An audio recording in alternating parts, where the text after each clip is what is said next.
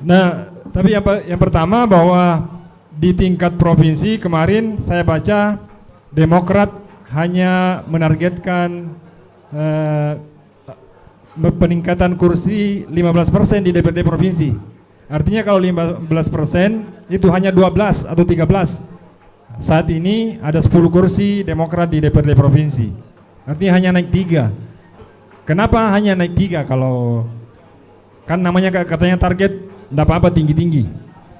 Ya, kemudian Pak Ulla juga di pemilu 2024 akan bersaing di Dapil Neraka, salah satu Dapil Neraka untuk menuju Senayan, Dapil Sulsel 2, di mana di situ banyak tokoh-tokoh yang dihindari Pak Ajib tadi, justru Pak Ulla yang masuk. Silakan Pak Ulla. Baik Pak Alip, terima kasih banyak. Assalamualaikum warahmatullahi wabarakatuh. Yang saya hormati Pak Amir Uskara, Kak Ajib Padindang. Kalau Kak Ajib saya tidak panggil Kak sejak dulu.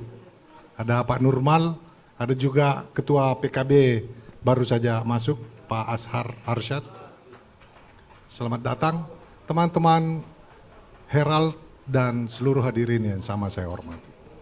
Tadi saya duluan datang, saya sudah bilang ke panitia, ini sebenarnya acaranya ini reuni. Kami reuni bertiga ini sama-sama Komisi C di DPRD Provinsi. Jadi Pak Ashar sudah mulai harus menghitung pindah ke Komisi C.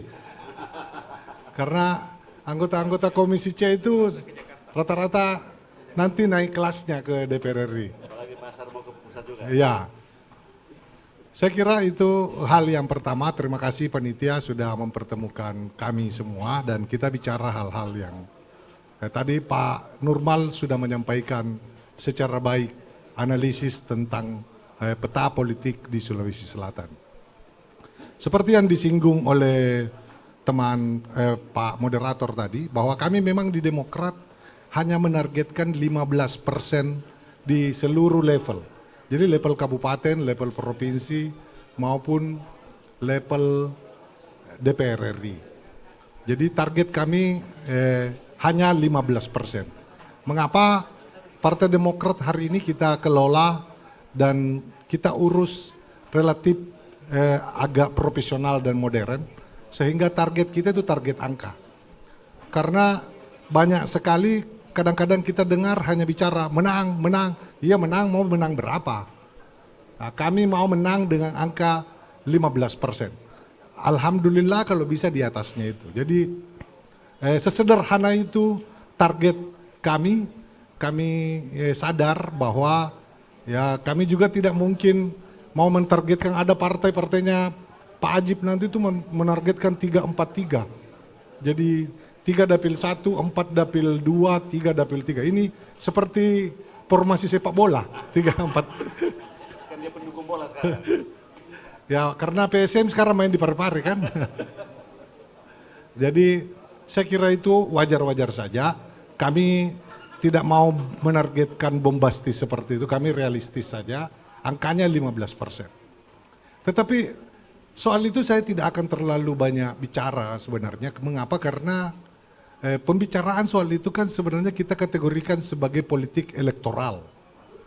Hari ini tuh pembicaraan itu. Nah, ada kecenderungan media kita, saya menyayangkan, saya mohon maaf saya harus mengatakan, saya menyayangkan media kita itu juga mulai terbatas pikiran dan kreativitasnya gitu.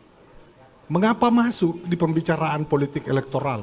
Karena politik elektoral itu kan sebenarnya adalah urusan internal masing-masing partai.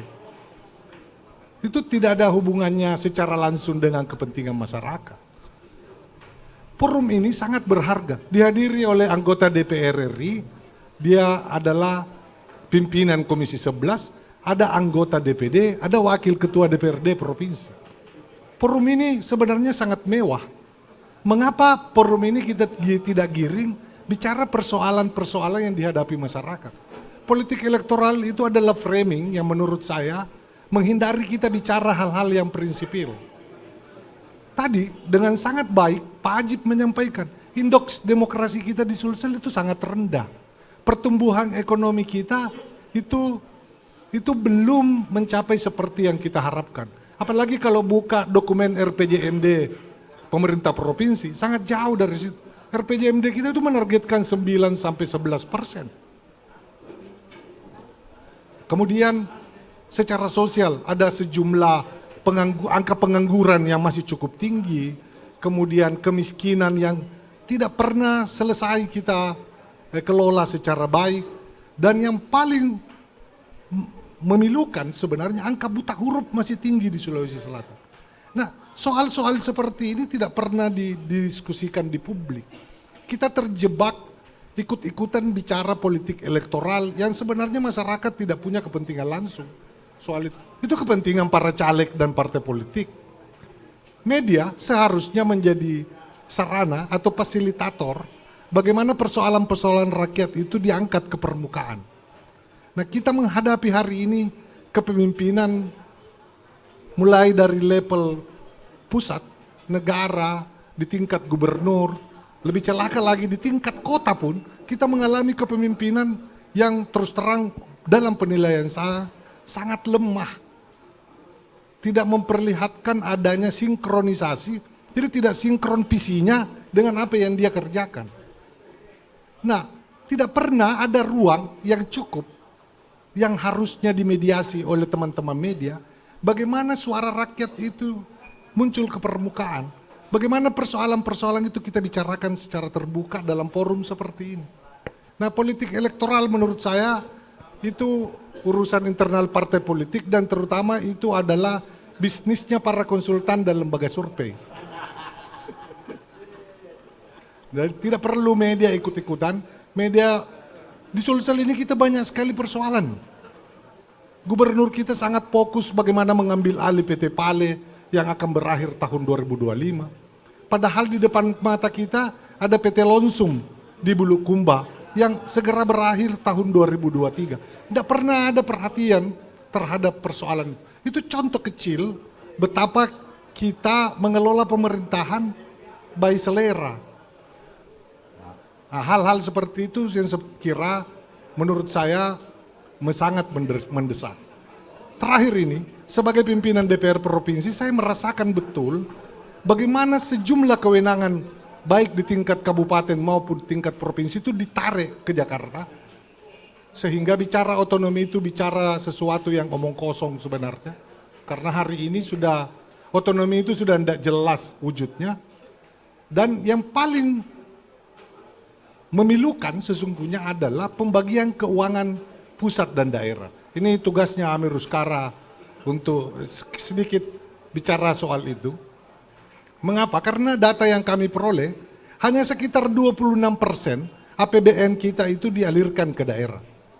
Kalaupun ada yang mengalir itu dibawa kewenangan dan kekuasaan para departemen, para menteri dan dirjen itu.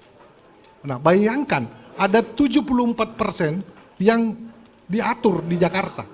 Hanya 26% yang dibagi ke 34 provinsi, 514 kabupaten kota. Bagaimana kita bisa tumbuh secara merata, baik, dan negara ini muncul sebagai kekuatan baru? Tidak mungkin. Karena kenapa? Pusat pertumbuhan sesungguhnya ada di daerah, bukan di Jakarta.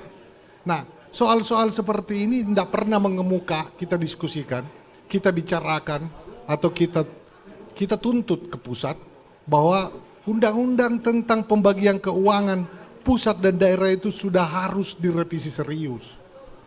Undang-undang otonomi daerah itu sudah 25 tahun dan tidak pernah ada evaluasi yang detail, serius, menyangkut bagaimana ini undang-undang otonomi daerah.